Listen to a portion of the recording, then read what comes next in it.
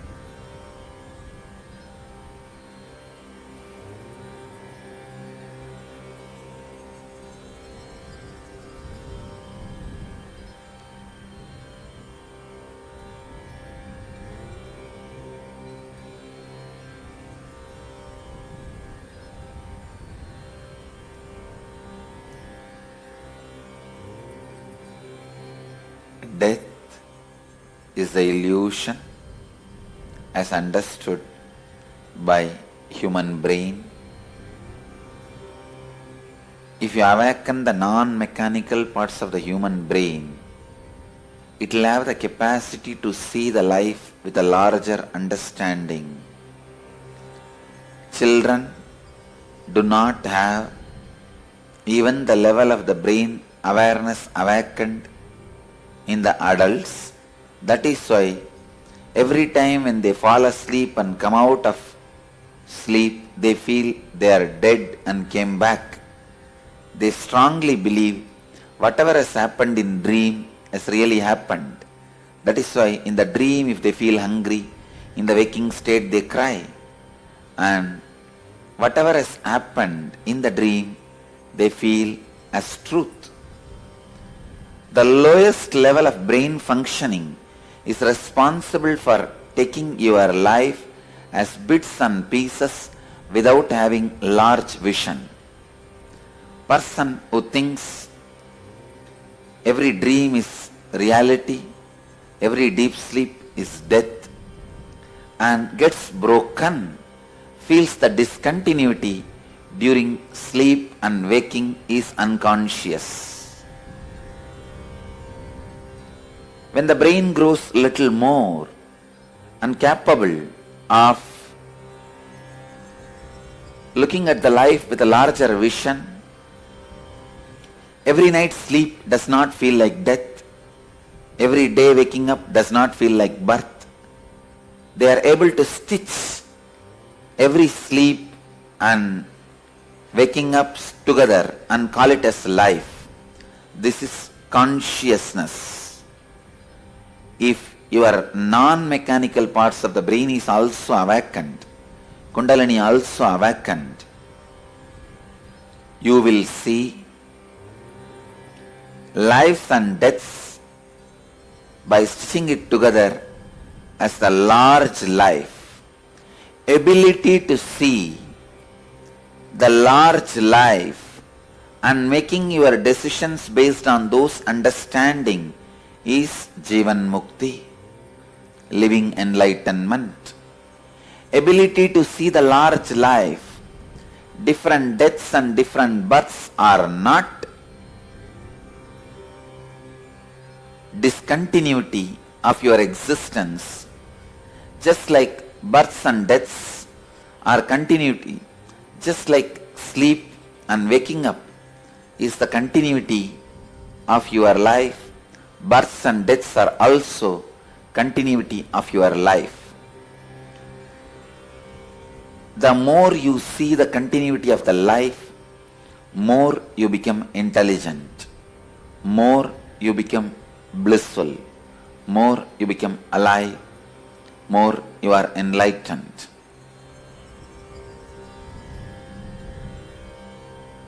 Awaken the non-mechanical parts of the brain by Kundalini awakening or any spiritual process as prescribed by incarnations and enlightened beings.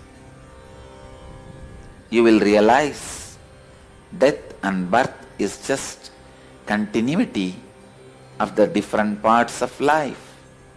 Just like sleep and waking and dream is continuity of the same life, birth, death, and the gap between birth and death are all continuity of the same life. Understanding this takes away all the fear, all the possible fear in your life and gives you tremendous restful awareness. Vast time is in front of you to fulfill your life's purpose and mission. In the time when the greed is dissolved, desire disappears. When there is less time, more greed then enters desire in your brain and mind. When there is vast time, any amount of greed cannot contaminate the time with a pollution called desire.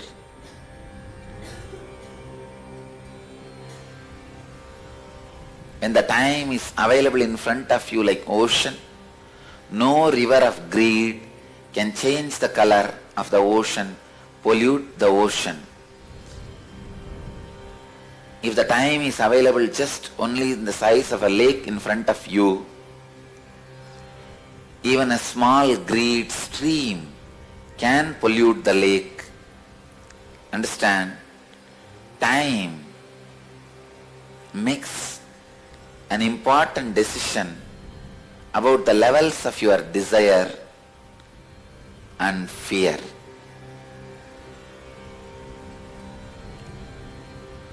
Man who understands the continuity of life and death, in front of whom the vast amount of time is available, who is in the restful awareness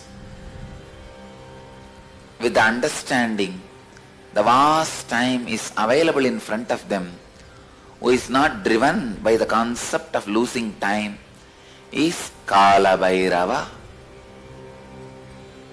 When you relax in the restful awareness of the vast time is available in front of you, time becomes your friend. Making time your friend is going beyond time, going beyond death. Then you become Kala Bhairava. Just a simple understanding, just like birth, dream, waking, deep sleep, death are all different phases of life. Sleeping, dreaming, waking up, all three are part of same life. If you are conscious, same way, dying, rebirth, the gap between death and rebirth are all part of same life if you are super conscious. Awaken to this truth. Your birth, your death, your gap between birth and death are all part of same life. I, Kala Bhairava, tell you all, you don't even need any other spiritual practice. Listen, your life, death, rebirth, gap between life and death, birth and rebirth are all part of your same life. It is not end or restart. This one truth can relax you, put you in restful awareness. You don't need to hurry about your desires, about your greeds. Cosmos is flowing towards you. You are flowing towards the cosmos. You don't need fast track. The moment you understand you don't need fast track because you have vast time in front of you. All the knots, thought patterns, samskara knots, the grandhis you created in your different energy centers and the thought patterns you created, the thought patterns and samskaras still which you are keeping stiff, straight, gets loosened. The moment thought patterns, samskaras get loosened, they lose their grip over you. You live enlightenment. O human beings, remember this one truth.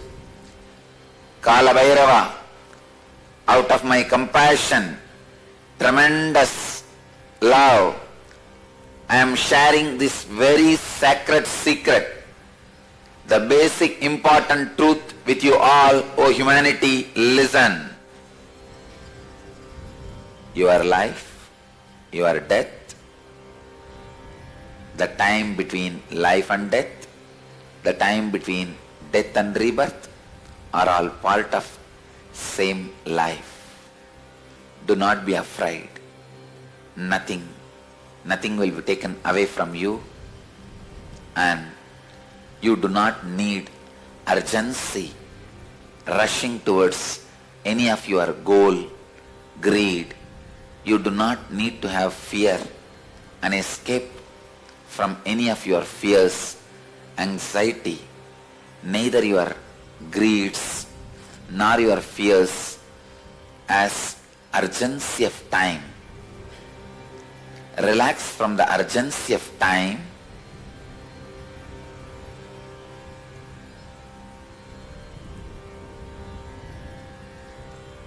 The restful awareness.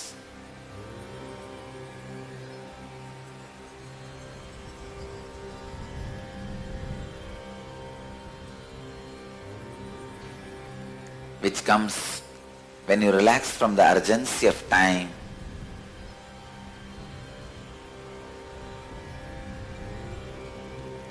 Makes vast time available in front of you.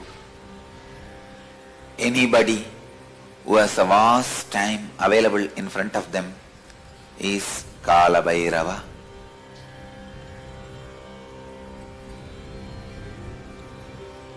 Every one of you can become Kala Bhairava when you relax from the immediate urgency of time, when your greeds can't create desire in you, when your fears can't create anxiety in you, you are free from time. The vast time is available in front of you. With the vast time available in front of you, your greed cannot make you urgent. Your fear cannot make you disgraceful. Your fear cannot frighten you. Your greed cannot make you desireful.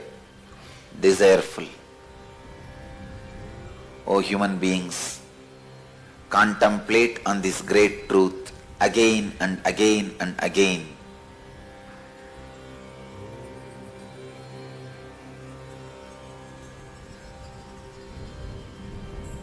The brain which I am using to radiate this truth to all of you is capable of transmitting that very truths to all your brains, as brains do not have individual consciousness. It is just a biomemory chip in human body. I bless you all to receive the truth, to relate with the truth, to be receptive to this truth. It can be transmitted just like that. It can be easily transmitted. It can just be downloaded. Your birth, your death, your rebirth, the time between the birth and death, time between death and rebirth are all part of same long life. There is no discontinuity in the whole life. Let this one truth sink in all of you to make you understand. Greed does not need to create desire in you. In the ocean, when the river enters, it doesn't create ripples. In the vast time available in front of you, by this great truth, even if the greed enters, it does not create the ripples of desire. Even if the fear enters, it does not create the ripples of anxiety.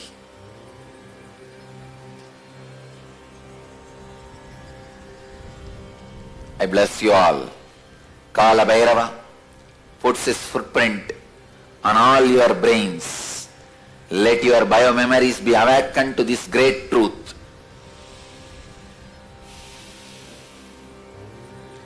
Birth and death and rebirth and time gap between birth and death and rebirth are all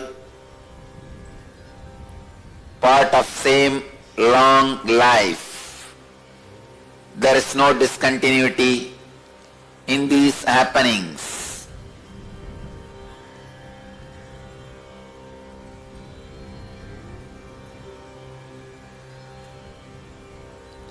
Kala Bhairava blesses you all with this great truth.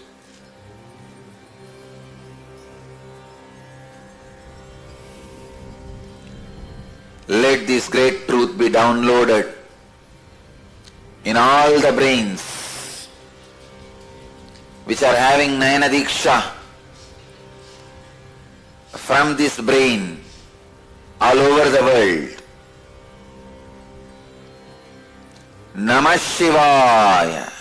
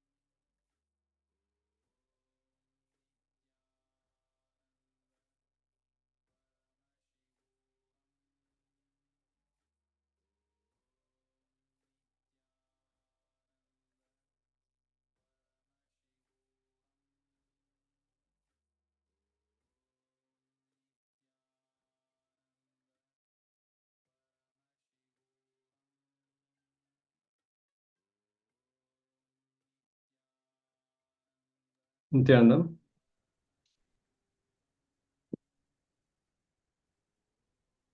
Yeah, with this powerful cognitions, whatever Supreme Part of Hinduism shared about the death. Death is a continuous process. Now let's enter into the furthermore concepts. Death irons out. Death is the moment the influence of the past and the influence of the future is completely moved out. Life stands still in its natural existential reality. Life can be experienced in its purest form only in death. Every meditation, every spiritual technique, every kriya helps you only break few patterns, few samskaras, few engrams. But death helps you to break all the patterns, all the possible karmas, all the possible engrams, including agamya, prarabdha, and sanjita karmas. Death can be a great door. Death can be a great door to experience life existentially. Most of the beings experience life only during death. It is unfortunate they are afraid of their own life's peak existence. It is paradoxical. Beings which are supposed to be excited about life are afraid of the life, which expresses in life intensely during death. You are deathless. Death is only for the things which can die in you, but ultimately you are deathless. If you are worried about death, you always associate yourself with objects which can die. Objects which can die is not you, neither part of you nor existential you. It is just added to you. There is no death or birth as per the Akashic records, which you have seen directly from the Supreme Body of Hinduism. Either you get into the depth and realize every moment birth and death is happening, then you will be free from birth and death. Or go to the peak and realize the whole life is a long stretch of pure life. There is no death or birth ever happening. If you realize both the extremes or any one extreme, you will be free from the death. You will be free from the fear of death, misunderstanding of death. When a person is liberated at the time of death, where does the soul reside? It is a question for everyone. As per the promises of those masters, the decisions of those masters, they continue to reside in Divya Sharira, the divine form. So the disciple who wants to enjoy the form, the physical presence of the master, decides to be around him having Samipya Mukti. An enlightened disciple has a choice of Samipya Mukti and Sayujya Mukti. Sayujya means becoming one with his formlessness, formless existence. Samipya Mukti means enjoying with the form, his form existence. Each master has their own Videha Loha, the space in the universe where his form continues to reside till his last disciple achieves Sayujya. Till that period, the disciples who want to be around him in Samipya reside in Samipya and enjoy his presence and Leela. Then they disappear into Sayujya. They achieve Sayujya.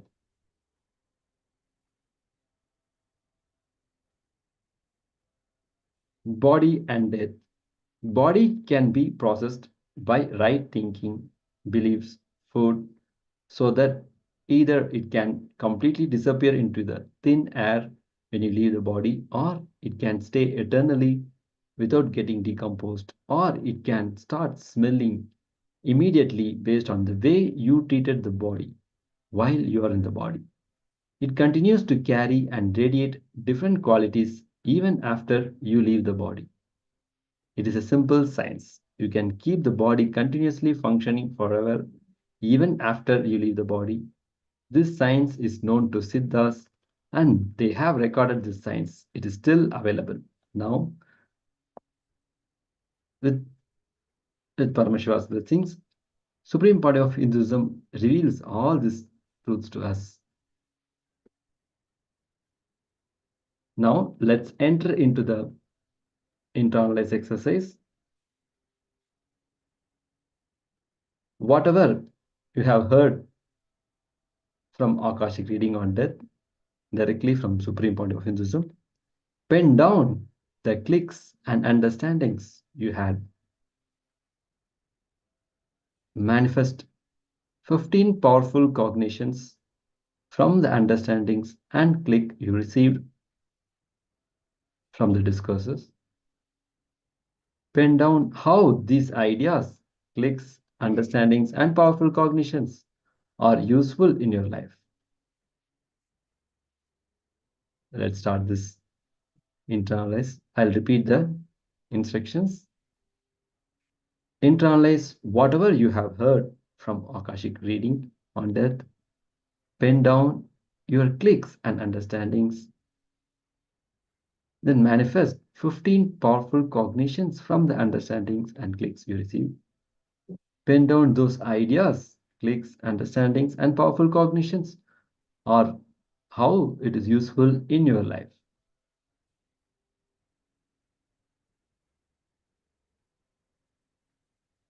Please start.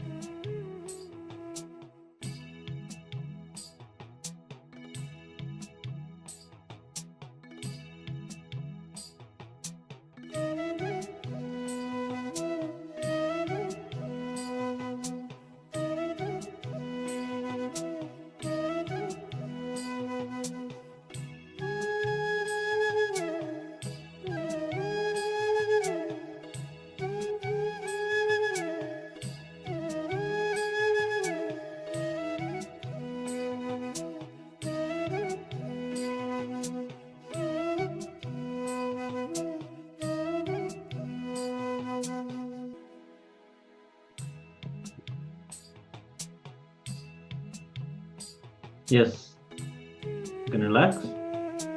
We'll now get into the power manifestation. We'll do the blindfold third eye reading. So go ahead and be seated with your blindfold on.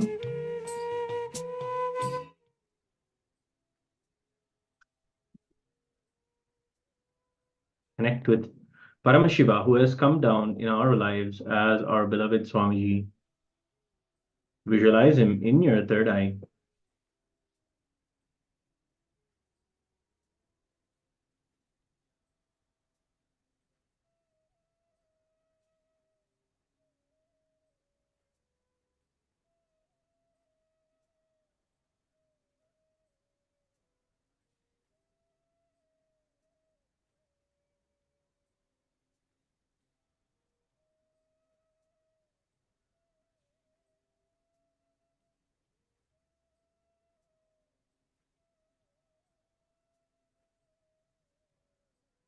Chant the Mahavakya.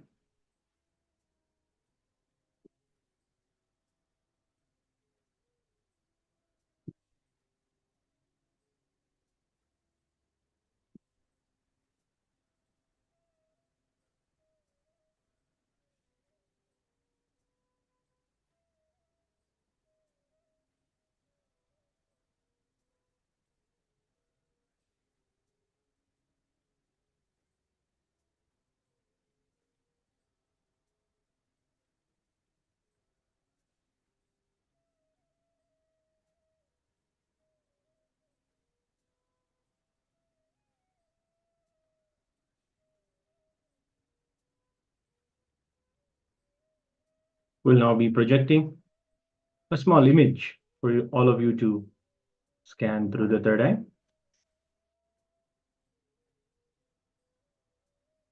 Request Swamiji through the third eye to show you what is being projected now. Continue to chant the Mahavakya.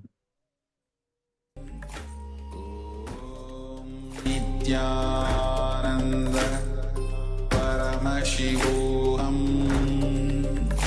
Om Nityananda Paramashivoham Om Nityananda Paramashivoham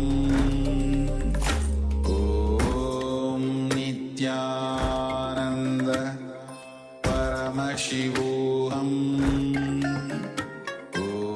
Om Nityananda Paramashivoham Om Nityananda Paramashivoham Om Nityananda Paramashivoham Om Nityananda Paramashivoham Om Nityananda Paramashivoham Om Nityananda Paramashivoham Om Nityananda Paramashivoham Om Nityananda Paramashivoham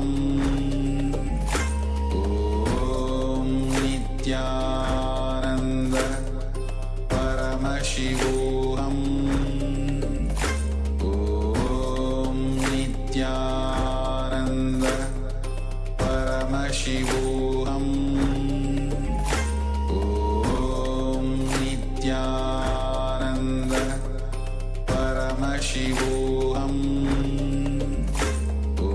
Om Nityananda Paramashivoham Om Nityananda Paramashivoham Om Nityananda Paramashivoham Om Nityananda Paramashivoham Om Nityananda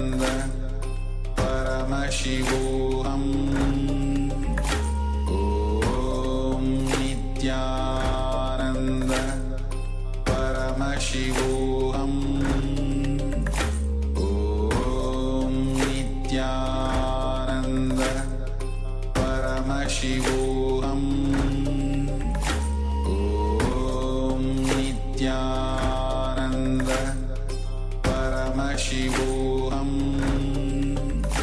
Om Nityananda Paramashivoham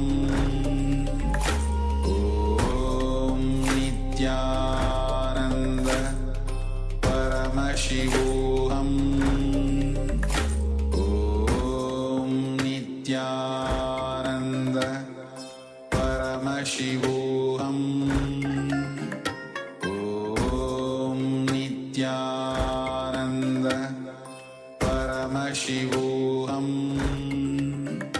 Om Nityananda Paramashivoham Om Nityananda Paramashivoham Om Nityananda Paramashivoham Om Nityananda Paramashivoham Om Nityananda Paramashivoham Om Nityananda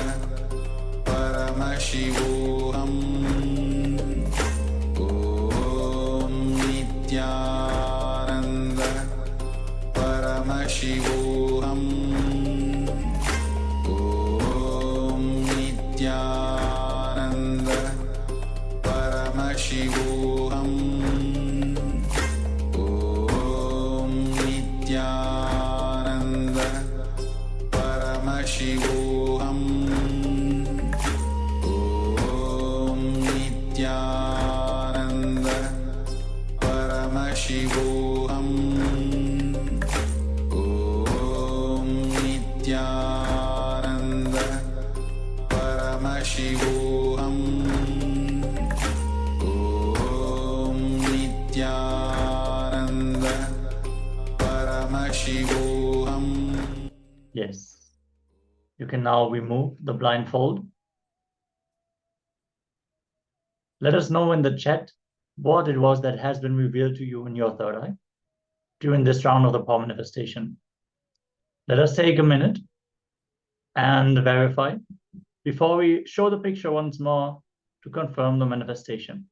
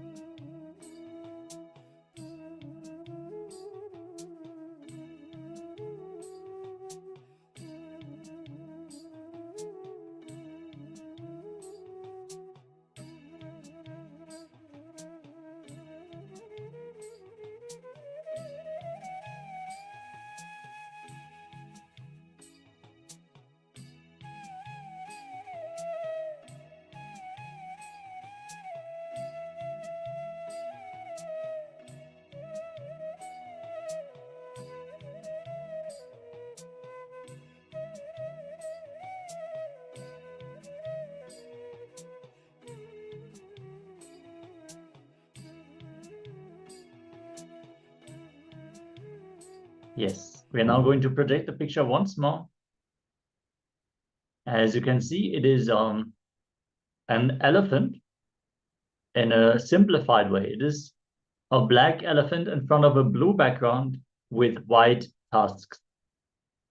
If you have seen any of the colors, like the black, the blue, the white, even the yellow of the background around the picture, it's okay. If you have seen any of these colors, an elephant, animal, anything like that, you have manifested the power. Celebrate this manifestation. And let's get ready as we are going to enter into the next session. We're going to learn about the vishesha diksha after just a short break. Paramashivoham Om Nityananda Paramashivoham Om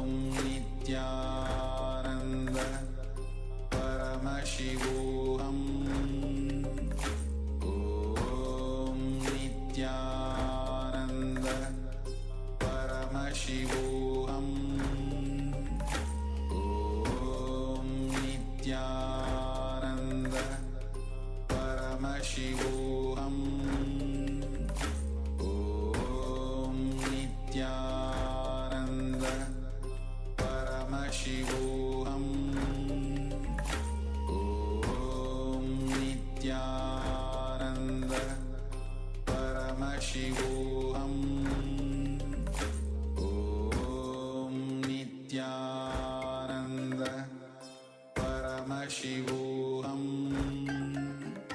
Om Nityananda Paramashivoham Om Nityananda Paramashivoham Om Nityananda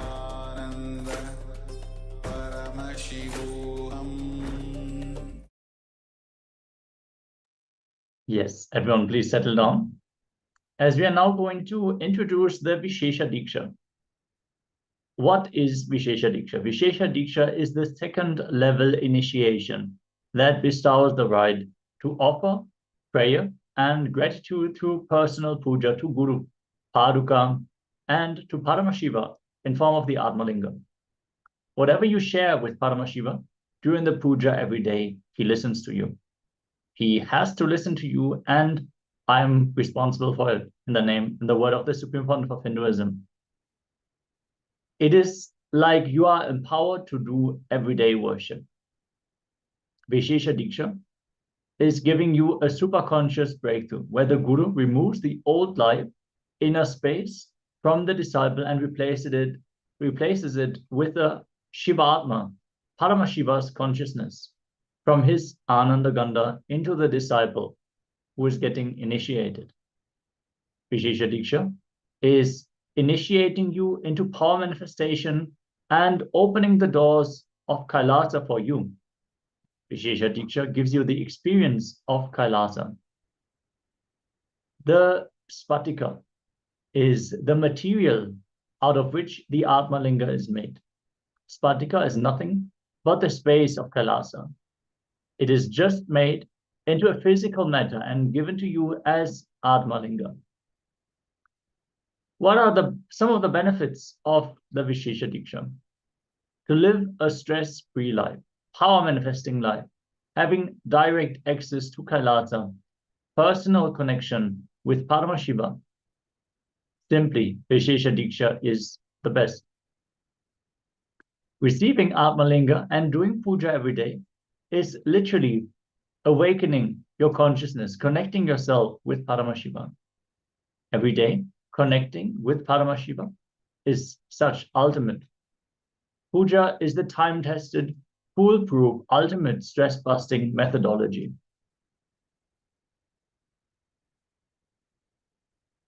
You can experience the life of bliss simply by performing the puja in the morning. It is the best start in the morning. Immediately will experience ecstasy, powerfulness, and the oneness with Paramashiva. Ultimately, Paramashivoham, the experience that you are Paramashiva, directly opens your personal connection with Paramashiva and the space of Kailasa. You are initiated into all the power manifestation signs. Literally, all the powers manifest from the feeling connection to Swamiji. The feeling connection, the experience of oneness with Paramashiva. And puja is literally re-establishing this connection every morning as a ritual. You have a personal, intimate version of Paramashiva in the form of the Atmalinga. You can experience unimaginable benefits like health, spiritual awakening, and everything starts with this initiation. Performing Nitya Puja after receiving Vishesha Diksha is a personal, direct enlightenment process. It is like you get the personal phone number of Paramashiva and you can call him every day. It is not that you are limited to doing only one puja a day. Whenever you feel, you can perform the puja. It'll make you manifest the powers of Paramashiva. Nitya Puja cleans your whole system, detoxes your body, and ripens your consciousness, makes your consciousness open up in your system. the process of the vishesha diksha is described in the scriptures. The Guru should throw flowers and walk on with the mantra Astaya Humbat at the disciple's chest and imagine in the heart of the disciple the globe-shaped Supreme Spirit of extreme effulgence inhabiting the subtle body. And the process, the invocation of Vagishwari, Parashakti, and Vagishwara, Paramashiva, in the heart of fire, in which Bhagavan Paramashiva has been invoked, the Guru knocks the heart of the disciple with a flower. Visualize the consciousness sparkling as a star in the heart of the disciple, entering the lotus of the heart of the disciple, and putting the consciousness of the disciple into the self, into the lotus of the heart, keeping the consciousness of the disciple in the fire. On seeing the way the fire burns, the Guru knows the sins committed by the disciple throughout the lifetime. Based on that, the Guru will proceed in literally taking the karmas from the disciple. The Guru burns the karmas of the disciple with this initiation. It is like you are committing and offering your karmas at the feet of the Guru. After the homa is over, the Guru keeps the consciousness, Atma of the disciple, which is like fire, in the lotus of his own heart. In the heart of the Guru merges the consciousness of the disciple with that of Bhagavan Paramashiva. The Guru then reinstalls the consciousness in the heart of the disciple. Let us now listen to a sharing from the Supreme Founder of Hinduism himself as he is talking and explaining about the Vishesha Diksha.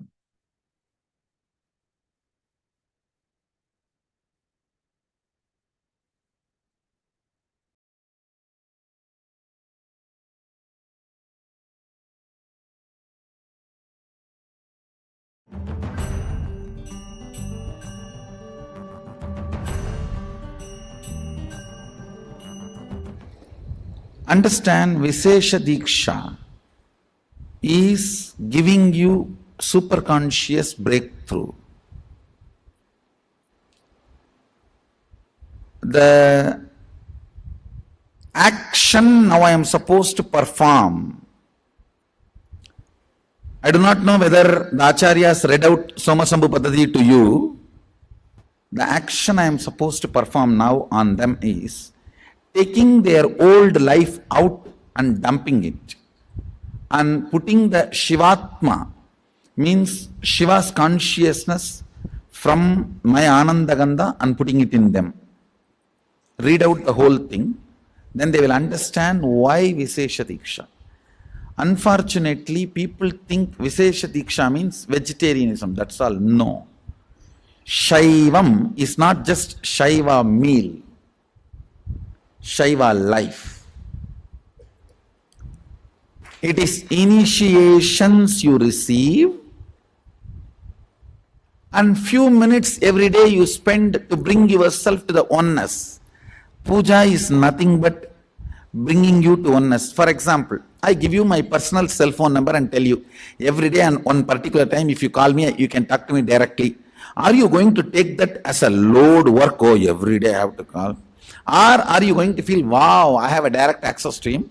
Every day I can, few minutes, I have a direct access to him. What are you going to feel?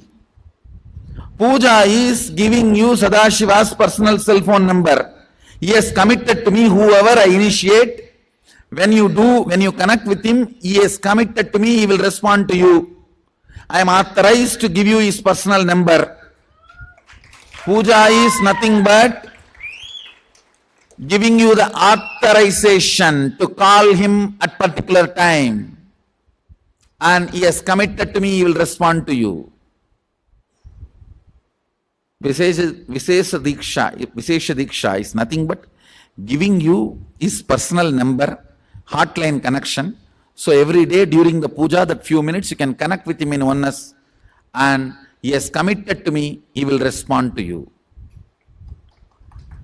Understand? I am authorized exchange for him. He has given me the authority. That is the reason I am sharing. One more thing I want to tell you. Sometimes people come and try to tell me, oh, non-veg food is a human right. Being human itself is not right. What stupidity you are talking about non-veg food? Your body is not made for that. I am not talking from the sense of moral. If you want to evolve into the next level, don't eat poison. Vishesha diksha demands only two requests from you. One, you need to be vegetarian. Another one, every day at least 10 minutes you need to bring yourself to the oneness with the puja. 10 minutes is too less time. It doesn't take more than 10 minutes, I know. It's too less time. Sadashiva is demanding to respond to you every day and keep yourself in oneness. Actually, I don't promote any other spiritual practice. People ask me, should I do this technique, that technique? Twisting the eye and looking here and blowing the nose, this corner, that corner. I don't give you any technique. I only ask, connect with him in oneness 10 minutes a day. I think maximum it takes 11 minutes.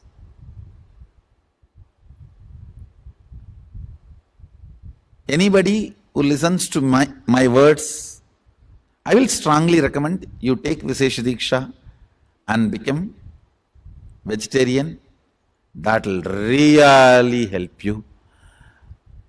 You cannot compare, understand? Whether you paid some 5,000 and came for NKO or paid few lakhs and came for MSS, that is not going to decide whether you are going to continue to manifest power and live manifesting powers. Whether you take Vishesha Diksha or not is only going to decide whether you are going to manifest powers or not.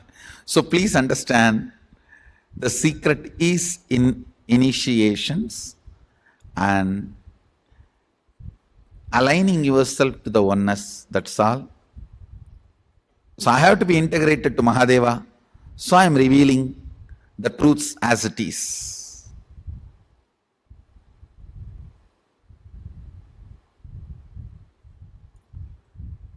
Whatever is said and done, Vishesha Diksha is something extraordinary. Literally the whole system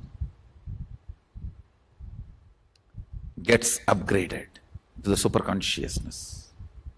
If you ask me, I'll strongly recommend.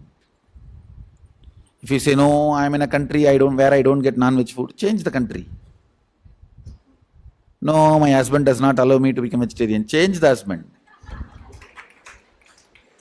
Nothing more is important than Sadashiva.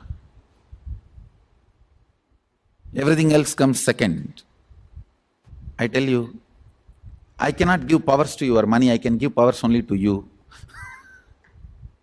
So, initiation matters. Living it matters. Don't try to believe these stupid ideas. This non-vegetarianism, non-veg food is a human right. Being human itself is not right. Understand that? Then people ask me, oh, where do you get protein? Stupid questions, same old questions. Stupid fellows. From where elephant gets protein, I get from there. That's all. Actually, protein can be generated only by plants.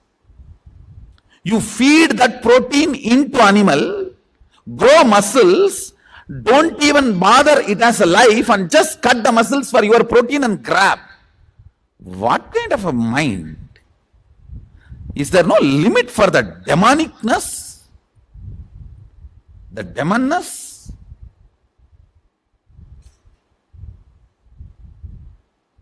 You don't treat the animal as life, you treat them like a bank. How you put your money and take it back, like that you put the grain protein and take the flesh protein and eat. You think they are going to be blessing you and dying? Loka samasta sukhino bhavantu. Let everyone eat my flesh and live happily. No. All their curse is there in their muscles and their animal protein.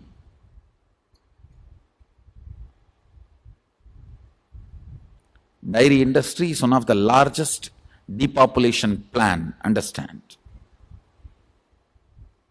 Dairy industry, whether for the flesh or for the milk, dairy industry is the biggest depopulation plan, depopulation conspiracy.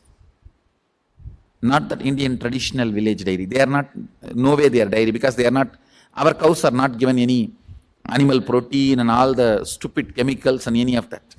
They just happily roam around, grow organically, and the calves are fed first. Only after it's overflown, it's milk, the remaining is milked and shared. So Indian dairies, village dairies are completely different. Don't even compare this and that.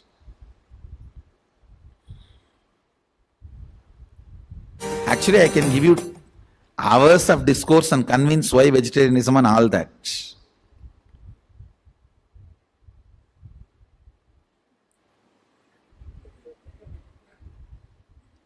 Then I don't think it is a guru-disciple relationship. It's a business. That's the reason.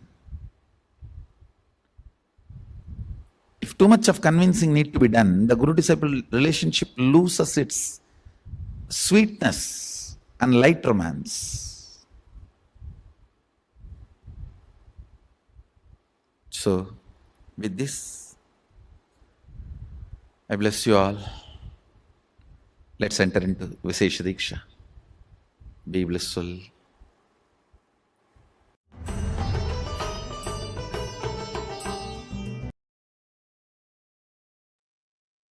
Yes. Beautifully, we heard from the Supreme Pontiff of Hinduism about the vishesha diksha and the benefits and the lifestyle choices that are connected to it. The seeker, upon receiving vishesha diksha, is ordained to follow some of these practices. The receiver will perform the nitya puja daily of the Guru Paruka and the Shiva Linga.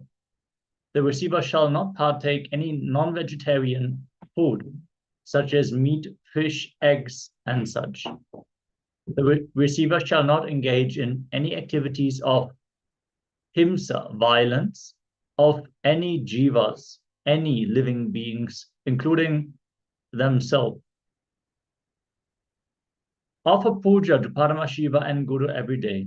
Takes only 15 to 20 minutes. If you are sick or you are traveling and you miss puja one day, the next day you have to do it 2 times on that day, and the one for yesterday. Paramashiva gives this as an option. Maintain vegetarian diet, no animal meat, fish or egg, no mushroom allowed. You're allowed to have vegetarian food, no restrictions on onion, garlic, dairy products in agamas. No specific mention on smoking or drinking for the vishesha diksha, so there's no restrictions on that. If by mistake you eat meat without realizing it, you eat something that contains egg or mushroom, immediately take haritaki powder and flush that substance out of your system as soon as possible and detoxify your body. The initiated disciple should not abuse Lord Paramashiva, the source of the cosmos. He should not abuse the Shastras revealed by him. He should not abuse the Guru, Acharya, and Shaiva sadhakas, seekers. He should not cross the shadow of the Shiva Linga, literally step onto the shadow of the Shiva Linga. He should not eat the food offered, which is to be offered to Chandikeshwara. He should not cross garlands to be offered to Chandikeshwara. He should not abuse the person who has received the Shiva Diksha. Till the last breath, he should do the puja to Shiva, Agni, and Acharya. Exemption given by Paramashivoham for those children who are initiated into Yagnapavita and below the age of 16, for ignorant, for old people, for women, for kings, for sick. These needs to be instructed to be followed as much as possible. If you would like to take up the most powerful lifestyle of the Vishesha Diksha with the Supreme Pontiff of Hinduism, who is going to be initiating into the Vishesha Diksha today, you can sign up via the link which is being shared in the chat right now.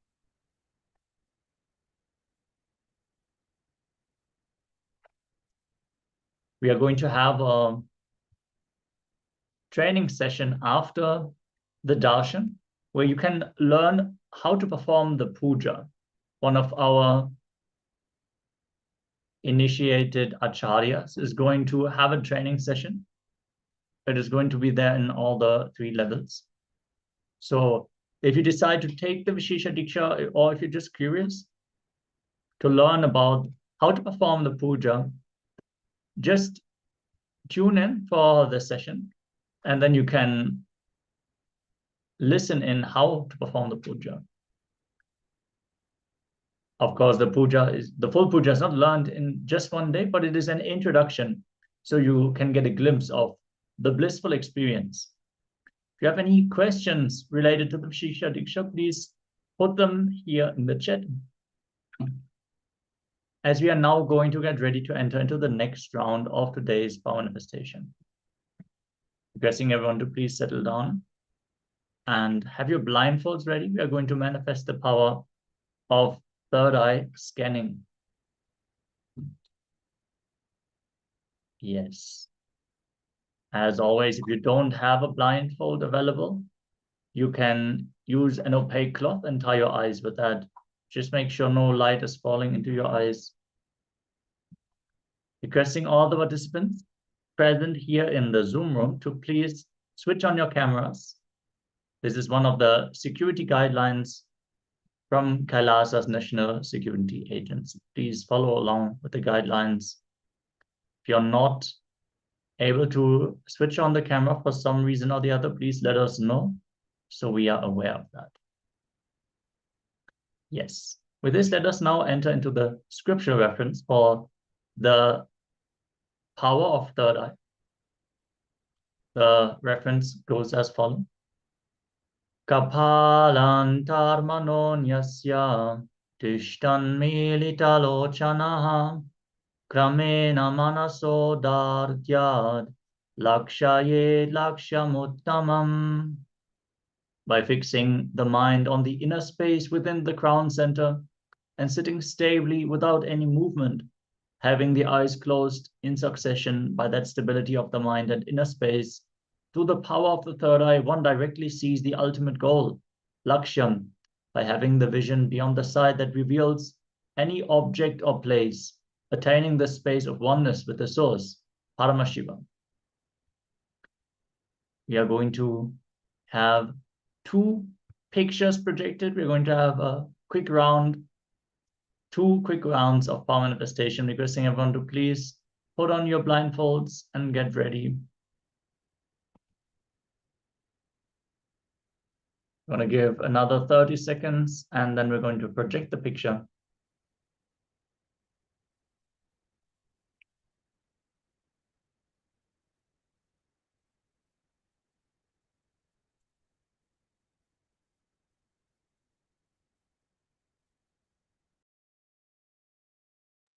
Now sit with your head, neck, and spine in a straight line. Visualize Swamiji in your inner space. Connect to him from the space of oneness. Request him to reveal whatever is being projected on the screen right now. Chant the Mahavakya intensely. Om Nityananda Paramashivoham. As we are entering into this round of the power manifestation.